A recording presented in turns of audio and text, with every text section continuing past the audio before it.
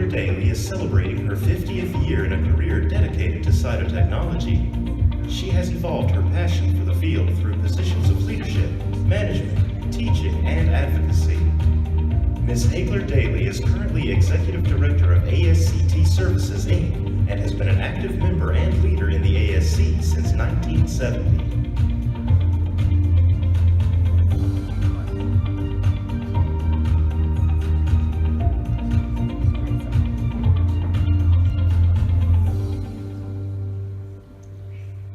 Well, Ms. Hagler Daly has served on numerous ASC committees, provided multiple presentations and workshops, and has not missed a single ASC scientific meeting since 1980.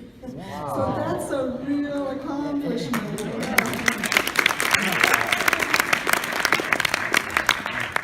But I was recently at an advanced cytopathology education meeting with Beverly, and what really impressed me most about her was her really collegial interaction with cytotechnology students.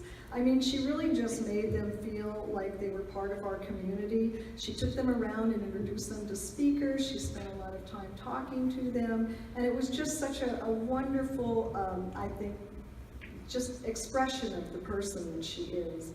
I mean, she's held multiple positions in leadership, management, teaching, and advocacy, but she's a humble person, which is wonderful, and she's so deserving of this award for her contributions to cytopathology. So, Ms. Hagler Daly.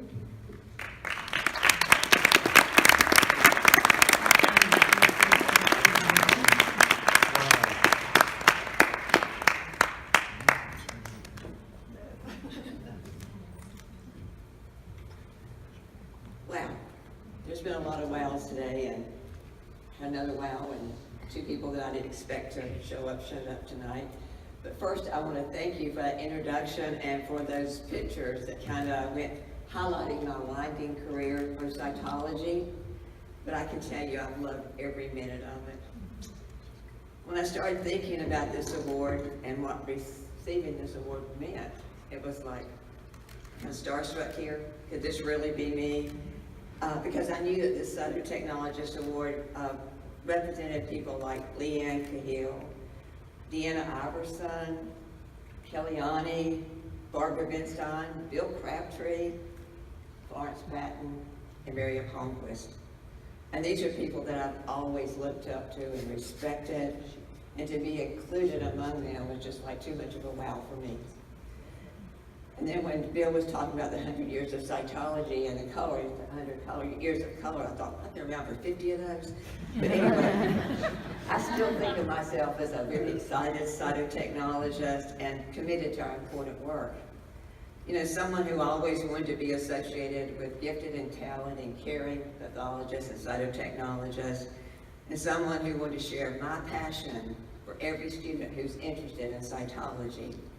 And that's why I spend so much time at the School of Cytotechnology in Charlotte, North Carolina.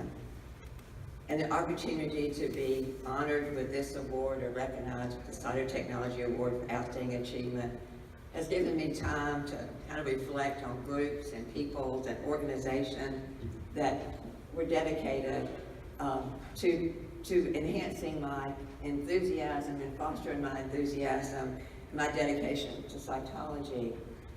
And I certainly don't have the time to mention everyone, because if I did, we'd be here really late tonight.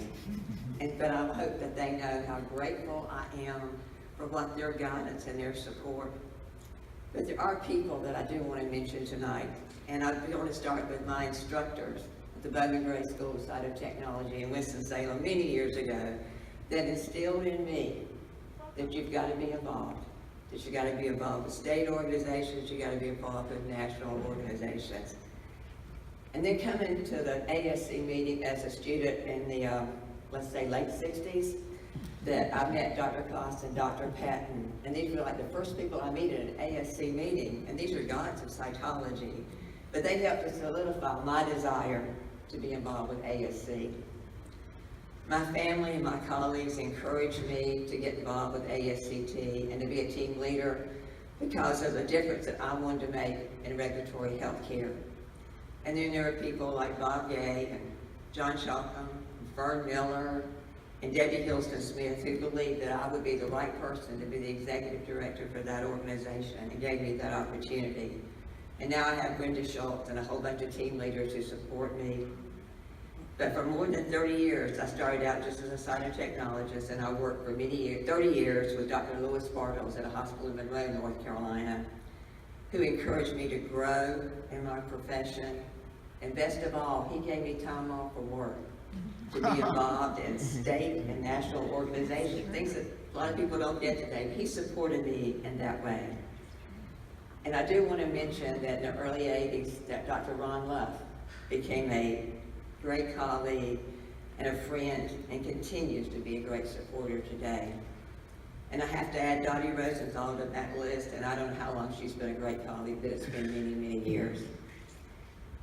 And I want to do a special acknowledgement to my children who showed up here tonight, Aaron and Alicia, and to their dad, who supported me, encouraged me, and enabled me to pursue my career in cytology. In between school functions, dance recitals, going to Chapel Hill, going to the Citadel, and baseball games, it was all what came together. And to my husband, Pete, who's now my best friend, he's my colleague, he's my team player, and boy, we make a great team together. And especially want to say thanks to my mom and dad. But what do all these people have in common? They nourished me and encouraged me to follow my dream and follow my interest, which was cytology. And that's my passion. Tonight, I feel like I have to have a renewed responsibility to support that passion with you, my colleagues, and to all of you, and to those young professionals. And you know, people say cytology is a dying profession, but I kind of challenge that. Oh, I agree that cytology is going to be evolving, and there's going to be new technologies. There's going to be advances in artificial intelligence. There's going to be new regulations. There's going to be changes in molecular. All these are going to affect our field, and they will impact what happens in cytology. But I truly believe that they will not replace that cytology professional, the one who looks at the slide and studies the patient history, one who remembers that rare case that just didn't make sense, and they take it to the pathologist, and they give it a triple look, and they get other health people involved and make a decision for that.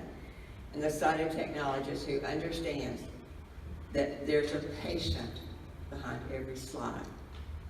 This is the type of cytotechnologist I've always tried to be. And with this award, I'm honored that others saw that effort in me. I'm extremely grateful for this opportunity to have worked with so many of you on so many committees, and especially the committees that I served with Dr. Modi and Dr. Moriarty. I'm looking forward to continuing to be committed as ever to my life's work, to my passion, to cytology, to this organization, and to you. Thank you, Dr.